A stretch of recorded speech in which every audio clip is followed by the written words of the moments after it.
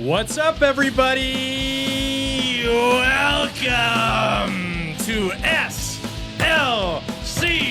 Puck!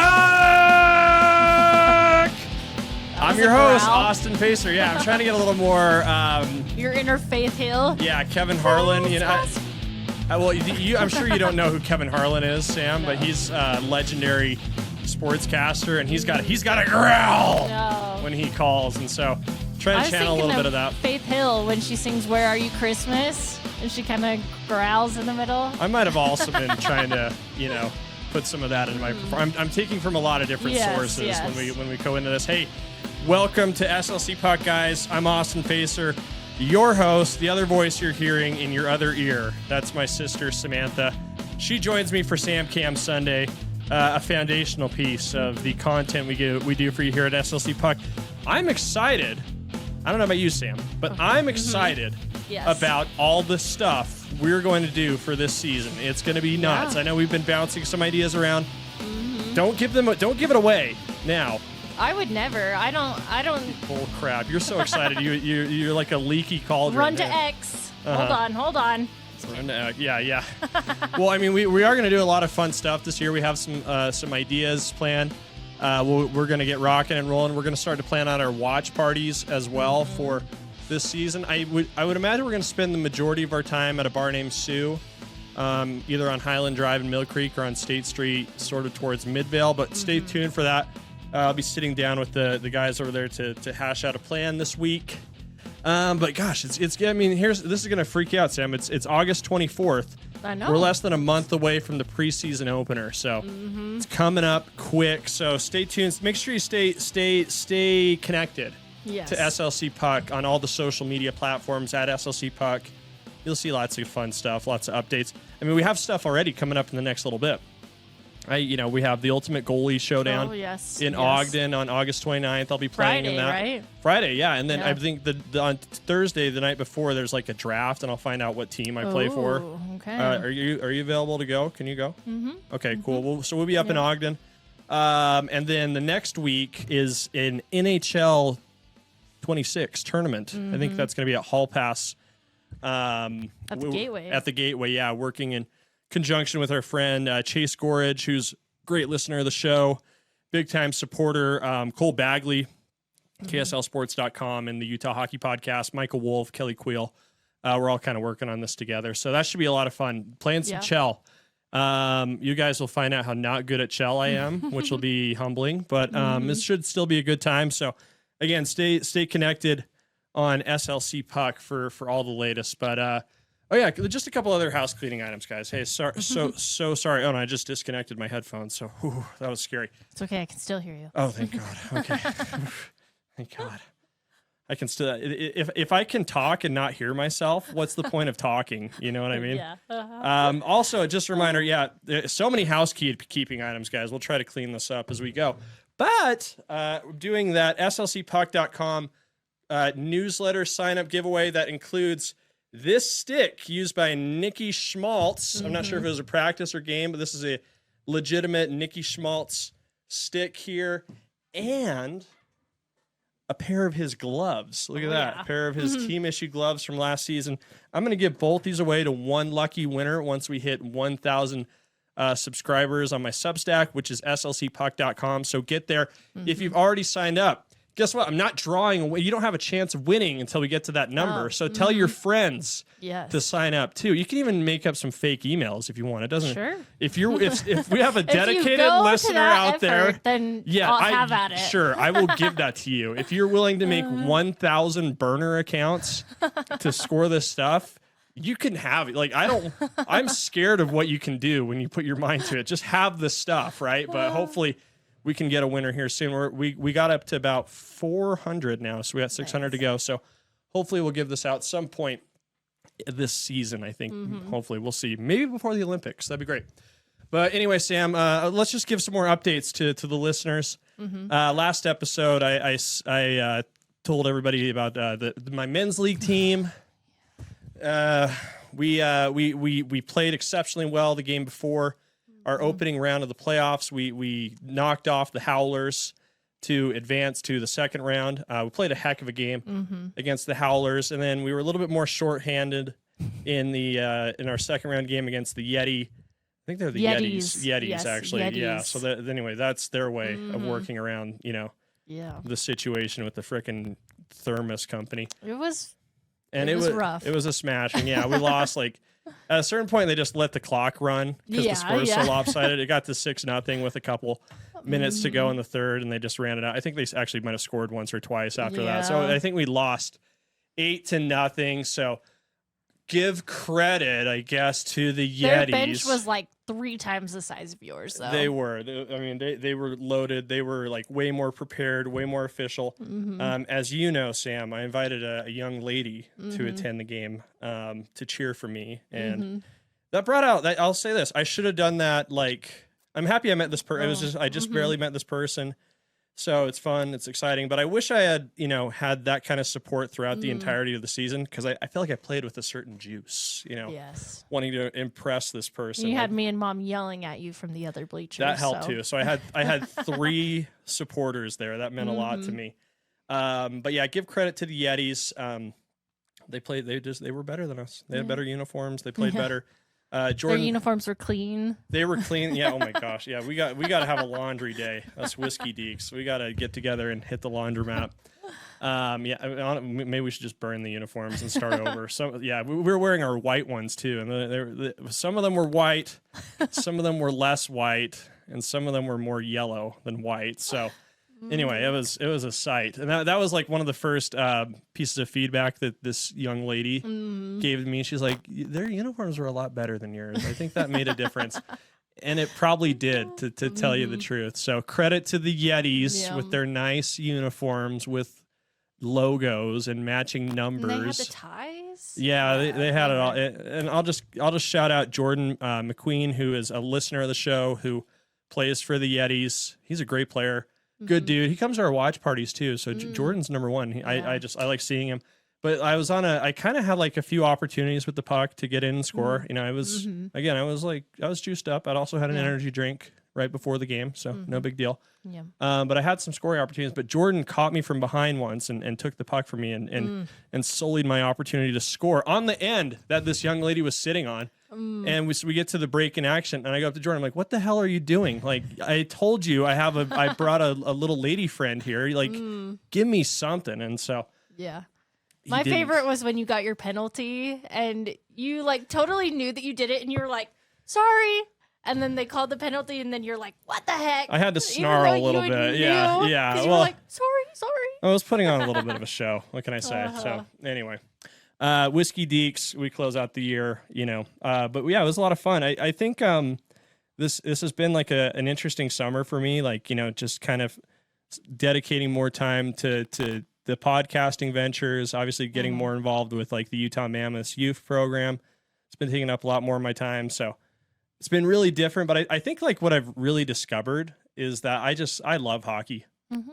I just do. I'm just connecting more with that little kid version of me that fell in love with the game. I love playing. I love the whole process of just bringing your bag to the rink, getting in the locker room. It was a lot colder at the Oval too, since they have the outer rink. Yeah. Now, you could tell as you walked in the building, it was ooh, it's a lot colder now. The ice there is so good. It's hard as a rock. Yeah, I love playing there. But yeah, like I was saying, I just remembered why I fell in love with it. There's nothing better than playing.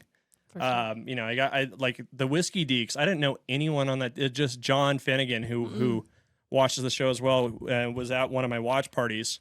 He's like, "Hey, you play, right?" I'm like, "Well, I want to get back into it." He's like, "Well, come play with our team." And he's like, "All right, cool." So that was super nice of him. And we're gonna play more in the fall as well. So Whiskey Deeks content. All year round, so that should be fun. But I'll say this. Sorry, I know people are like, "What is this podcast just about your?" Get to the point. What are we going to talk about the Mammoth? We don't really give a crap about your frickin' adult league. But anyway, I'll just say one last thing, Sam. We're as I've mentioned many times when you're on Sundays, your celebrity is skyrocketing. It's a little just so you know this. I did all this. I made the studio. I selfishly took up all the space in Mom's basement. I paid for all this crap. It should be me getting the shine. But I was on the bench with one of my teammates who like just recently discovered the show. And he's like, hey, is that Sam from Sam Cam Sunday in the stand? I was like, are you effing kidding me? Like it was like so like infuriating. Like, I am happy for you. But again, who financed and built this whole operation, you know? So congrats on your celebrity, Sam. Let's get to it. Okay. You and I, we sat down. We wanted to talk about the Utah Mammoth season. Again, it's coming up less than a month. The team will be on the ice again. What are you laughing about? Mom can hear us upstairs. She just texted, who did the painting? We all chipped in. We all chipped in. Team effort. Well, if she has something to say, she can come down here and say it herself. What were the anyway? Hey, we're podcasting here. Hey, quit interrupting. Hey, we're talking about the 6 biggest storylines for the Utah Mammoth this year. Jeez, this is so annoying. Can't wait till we get some real studio space here. Anyway, you and I we're going to talk about the 6 biggest storylines for the Utah Mammoth. Sam, why don't you lead us off? What do you think is like maybe in no particular order, maybe in some order, but like what are the storylines that you're kind of keeping an eye on as we start the Utah Mammoth season? I mean, I think probably the biggest one, the one I'm the most excited for, is all the new experiences as the Mammoth. You know, what is going to be the like pregame show? What's going to be like the intro? Are they going to keep Shiver? Are they going to, you know, do something different? Is there going to be a Mammoth that stomps through the ice? Like all of that. Are we going to have a Woolly Bully mascot to meet? Are we going to have a Clubber Caveman? Like, what's going to be the goal song? What are the sights and sounds of the Utah Mammoth going to be? I'm with you there, Sam. I'm really excited about this too. I think we all are. I think they did a pretty good job as the Utah Hockey Club, kind of letting like this generic brand like take on like an organic personality, you know, being the Clubbers. The veggie heads were a big part of it. Archie was a big part of it. You know, the donors are obviously a big part of it. But yeah, I'm excited to see like the Mammoth brand come to life. Like what? Because like we have more merchandise. Yes. Like I want a Woolly Bully plush, like in a little Mammoth uniform. Like all the things. Yeah, I mean, you have a 3-year-old. We got to load him up with lots of gear as well. Lots of take home collectibles. I agree, Sam. Like I think, you know, we've talked about this so much. Like they rock the house with the logo. I think it looks awesome. I'm really proud of it as someone who's a fan of the team and like a Utah and someone who does this podcast. So like what that actually looks like in 3 dimensions, you know, with the lights. Will they have the fake snow that I did first before them?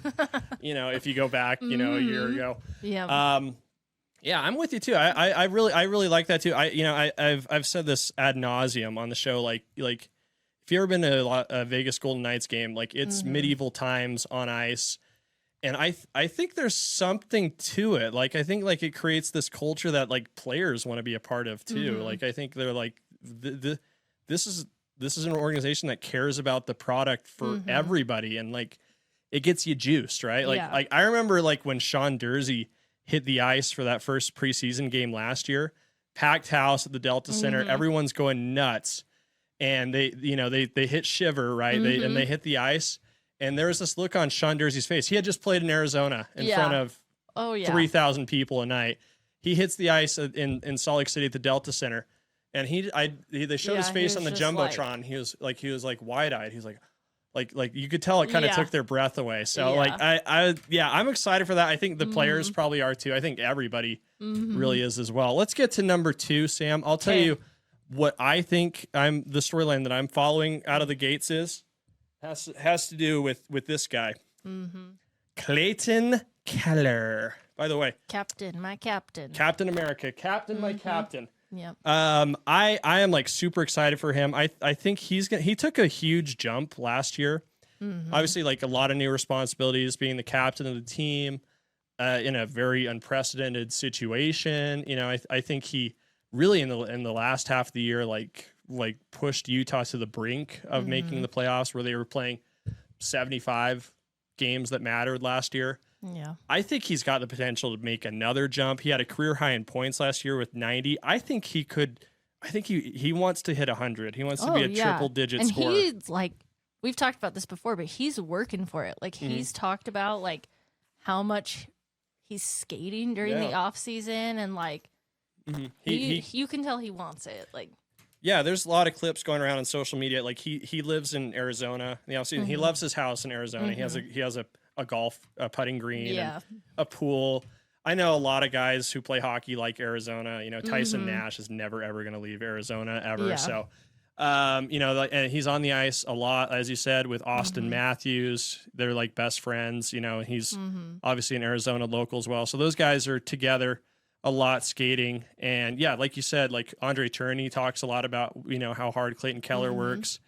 I think like with the Olympics coming up and him coming off of like a gold medal in the World Championships and wanting to represent the red, white, and blue in Italy, I think there's just so, and not to mention the comfortability now of like you're here, you got your sick place in Park City now. You don't have to go, you know, find a home now. You're settled in. It's a little more. You're familiar with that drive through the canyons. Yeah. You know your favorite coffee shops now. You know, you have your.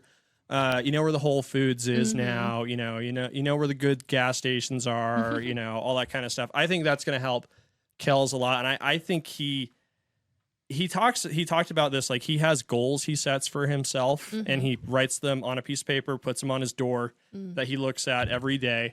And I guarantee you, one of those is make the playoffs, and another is become a 100-point scorer. I guarantee you, he looks at those every day. Oh, so. yeah. I'm excited for Kells. I think he's going to do great. I know his family has, you know, really embraced him being here in Utah. He loves being the captain here. So I think there's more to give for Keller, and we'll see that. Give me another one, Sam. This is 3. You know, the goalie showdown. I mean, not the one that I'm in on. That's a big storyline for you. No, on Friday. The real one with the Utah Mammoth. Real one. Oh, with the Mammoth. Oh, yes. Okay, yeah. You know. Connor Ingram's back in the game now, and they but they did sign that Vitek Vanacek guy as like a. Plus, we've got Veggie, who's been hot towards the end, and so what do we do? You know. Well, if it was up to you, Veggie would play every game, and he would play shirtless and with his helmet off. That would be your. Yeah. That would be what you would do. But yeah, you I did send him our last podcast on Instagram. Oh, okay. He hasn't seen the message in his message request. Okay. But if anyone's tight with Veggie, I said, hey, we did this whole podcast. It was titled Veggie's Very Sexy Summer, too. Yeah. I don't know how many people on the team listen to our show, but like I'm sure some of them do, and they're like, oh, that's cool. And then some of them like, watch what it, are these people doing? They're like, okay, we need to get the paperwork going on a restraining order. Yeah. So, yeah, we'll see how I know. But I mean, I do think it's good to have, we've talked about this, more than one goalie that's, you know, ready to hit the ice, and especially to start the year, like they got to keep the veggies fresh, veggie fresh. Yeah. You know, Veggie's like what he started and finished the season last year. If that's what they're going to expect him to do at some point, like you can't have that early in the season. He's going to be wiped out by the time they're in the playoff race. So someone's got to step up and help carry the load for him, especially early in the year. So I think, I think that's a great point. I think like there's going to be some competition between Ingram and Vanacek, right, for that second spot. Yeah. You know, Ingram's been away from the team since like April or March. So that was when he stepped away to go to the player assistance program. It's been longer than that, I think. Yeah, so they haven't seen him since then. So when they get back on the ice for training camp, that'll be like their first opportunity to like see where he's at. I mean, I don't think I believe in this program they have no visibility into each other. Yeah. So he may have been training, like, but maybe he's been focusing on other things, right? So, and like when you take that time off, like, you know, what does it take to ramp up? Can you be ready to go by the time the season rolls around? So. Yeah, I think that's a great point, and you know, like, you know, I don't see them carrying 2 guys on their 3 guys, excuse me, on their active roster. So someone might get waived and sent down to Tucson or picked up by another team or traded. But I think, the competition is going to breed a good out. Like it's going to be, it's going to be the dude who's most ready to go is going to get the call for sure. That's a great point. I think that feeds into my next point. This is point number 4, Sam, for those of you who are keeping score at home. I think training camp is like the first big story for the Utah Mammoth. And I'll tell you why. Not just because of the goalie competition. There's competition at all over. The positions. Yeah. And I think that's really good. I think they talk about how I've heard Bill Armstrong say this. I've heard Andre Tourigny say this. Like, this is going to be their most competitive team that they've had since they've been involved in the organization, going back to their Coyotes days. But I mean, look, I'm looking here at the lines here on Daily Faceoff, and Utah has some formidable groups, right? So the first line is going to be Kells, Cooley, and Gunther. I think we'll talk a little bit more about that in just a second.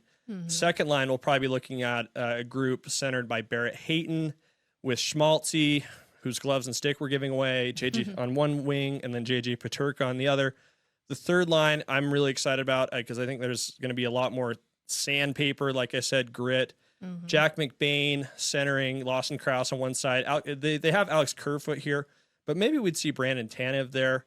I don't know. I think that'll work itself out. I think there might be some mixing of that throughout the season, and maybe we'll see something different when the season finally arrives. Fourth line, I think, is where it gets interesting, though. Kevin Stenlund is the fourth line center, which I think is great. He needs to be on the roster all season. He's probably he's perhaps their most important penalty killer. Yeah, and their best face-off man. Brandon Tanev or Alex Kerfoot or Lawson Krause takes that other wing. They have Liam O'Brien, Spicy Tuna here listed as the other wing. I don't think that's a guarantee, though. We love Spicy Tuna. He brings something to the table, but is he the best guy available for that position? I don't know. I think that's where I think that position is kind of the like up for grabs right now. And I think there's probably like 3 or 4 guys going after it, including Liam O'Brien. I do like that line though, because with O'Brien and Tanev, they remind me of like the Bash Bros. Yeah.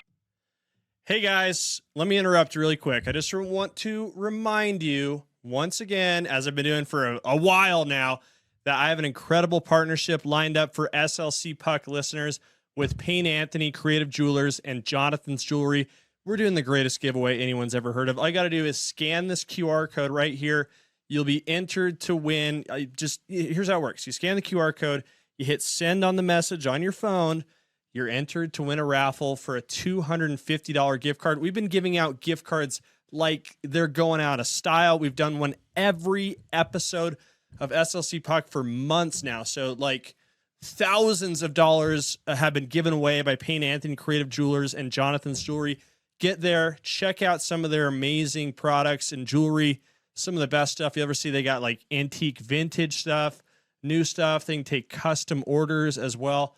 Unreal. You got to see it. You got to be a part of it. And don't forget, you don't need to win this raffle, although we have had a lot of winners to take part in this giveaway. Just go into either one of these locations. Jonathan's Jewelry's in Cottonwood Heights. Payne Anthony Creative Jewelers is at Charlie Square. Just mention SLC Puck, and they'll knock $100 off your purchase. So really appreciate those guys for their support of our show. Amazing team over there. They'll take good care of you. Let's get back to the show. From Mighty Ducks, or the Hanson Bros, It just makes me excited because I feel like they're both very like they like to fight. And they like to, kind of bring that side of it, and they're certified crazy people. Yeah, it could be really fun to see them play together. I'll tell you this, Sam. I think there's going to be some fighting in training camp. I don't know what the the visibility is into that. Will depend heavily on our friends in the media to report back. I don't know if they'll be able to see this. Yeah. But I think there will be some fighting in training camp, and with this spot on the line, I think that is very real. But we talk about other guys who kind of are in the mix for that, like guys who are in the system. Daniil Bout, a member of the Russian wrecking crew who came over with Dmitry Shimashev, who also was going to be competing for a spot. T.J. Ginla is one of those guys. I think Kyler Yamamoto is also fighting for his life there. I would say Caleb Denoye, but he's going to be out for 6 weeks with a wrist surgery. And I also think Cole Boudouin has a chance too. Mm-hmm. I think they really like him a lot. I think they really do, and he's, they say that he's like kind of more further along like physically than the other guys. Like he's a little bit bulkier. Yeah, and he's just more. He's a specimen, is whatever. He's a lot like me. He's a physical specimen. Mm-hmm. So we'll see. Anyway, we'll see how that goes. So that's my 4th spot. I think that last forward spot is going to be really interesting, and I think whoever takes it is definitely going to have earned it in training camp. Oh yeah, for sure. Yeah, let's get to number 5, Sam. What's yours? So I wanted to talk about that first line again, and Logan Cooley and Dylan Gunther. Oh, okay. We talked about this in the car earlier today. Like, those are 3 really strong scorers all on that line. And, are we going to see big jumps from Cooley or Gunther or both? Yeah. We talked about Logan Cooley's super fast. Mm-hmm.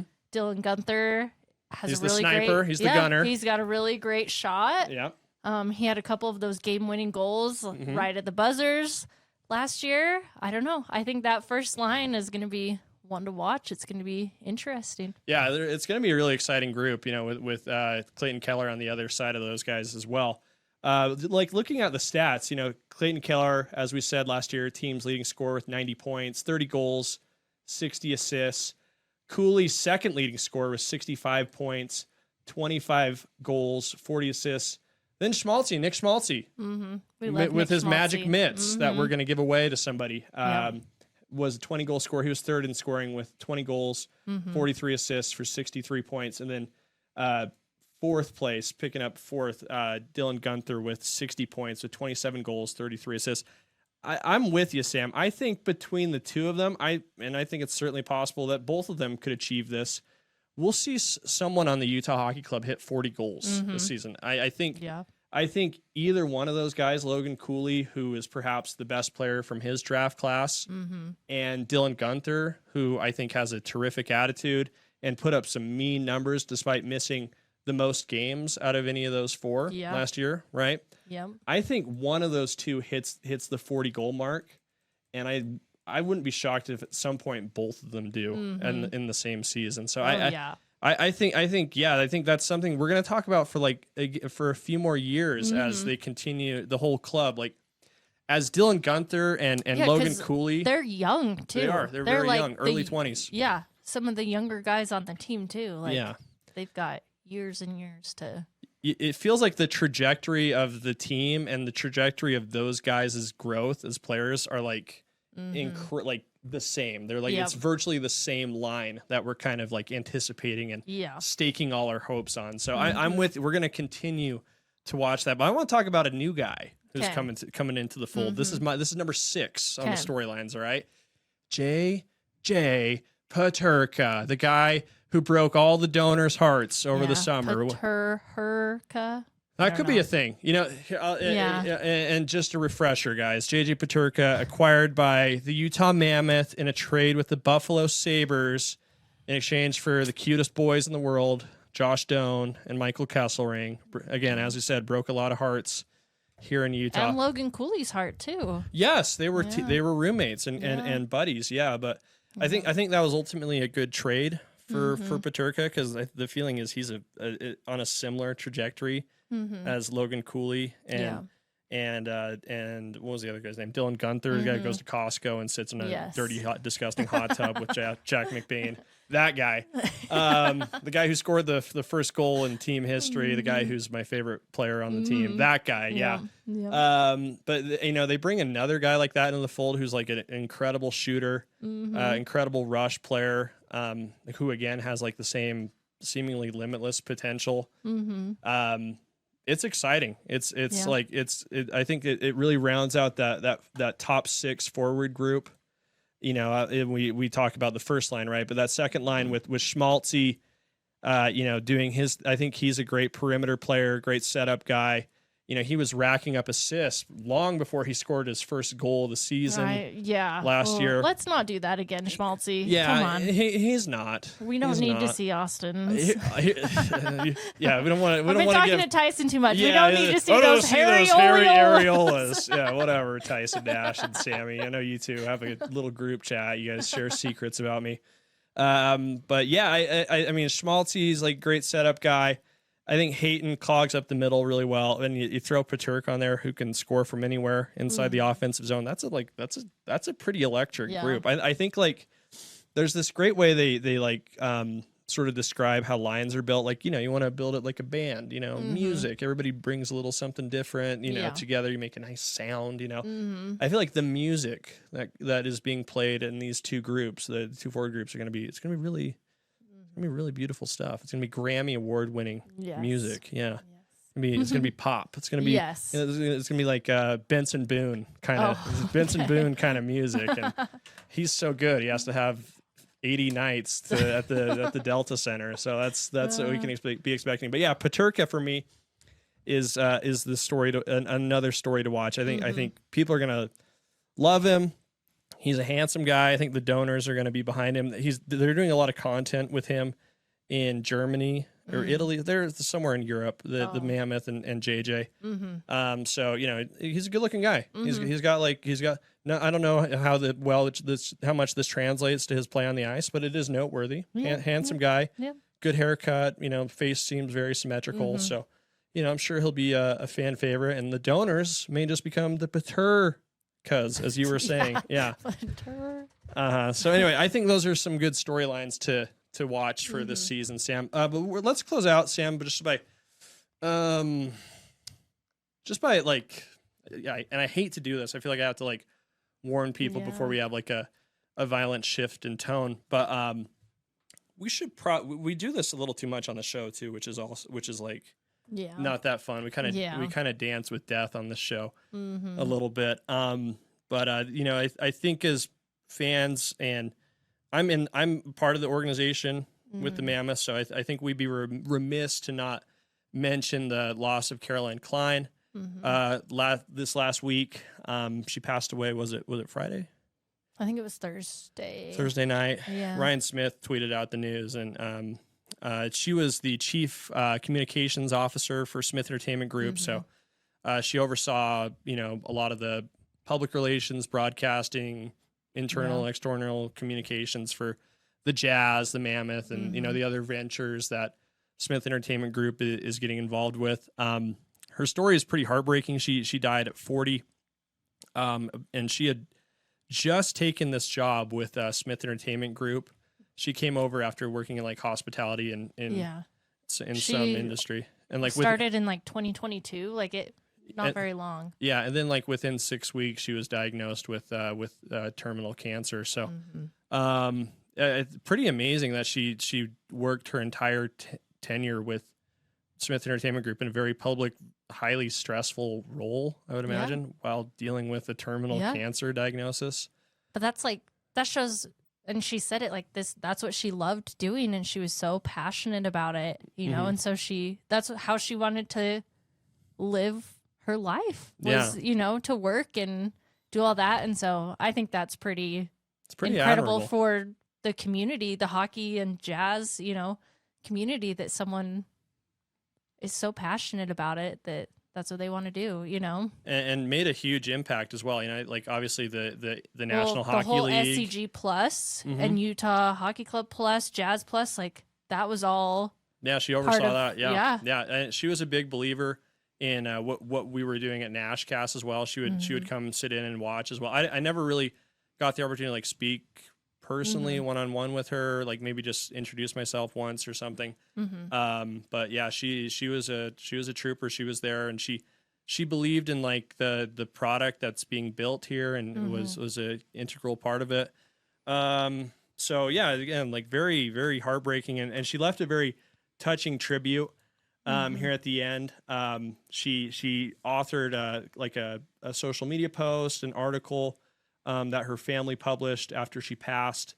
It's dated August 22nd, 2025. The title is "Remember Me for the Way I Lived." If you're reading this, it's because my lungs have taken their final breath and my soul is on a thoughtful search for its next great adventure. I asked my family to post this message on my behalf. I'm not going to read the whole thing. I'll just paraphrase a couple of things. But like she said, she less than 6 weeks after moving to Utah, September 2022, developed foot drop. And over the next 14 months, that ailment evolved into stage 4. I don't know how to say all these words, sarcoma in her lungs. So anyway, she talks about, the lessons that she learned through all this. She learned, here's a really powerful statement right here. I want everyone to remember me for the way I live, not the way I died. And with that in mind, will you do me a favor? Keep asking yourself why not and why wait, and pursue all of your dreams with an unapologetic determination. We only have one life to live, and it's on you to live it to the fullest. So please see every day as a license to live, not just pass the time. So anyway, I can encourage you guys to read this whole thing. It's really touching. But I think definitely admire her and the legacy she leaves behind, and there is so much outpouring of love and respect from the people she had worked with, like Ryan Smith. The National Hockey League issued a statement. I believe the NBA did as well. So 40 is very young, but she got a lot done, and I think we can thank Carolyn Klein for a lot of her efforts. And so for sure. I hate when we have to do this. Like we had to do this with Steve Klauke. We've had to do this a couple times, and it's not my favorite way to end a podcast. But anyway, we thank you guys for tuning in. I don't really like to hit the music on a note like that. So anyway, thanks for listening. Like, comment, subscribe. At SLC Puck is where you can find us on social media. Season's coming soon, so we'll have a lot more fun stuff coming up for you guys soon. So appreciate the support, and we'll talk soon.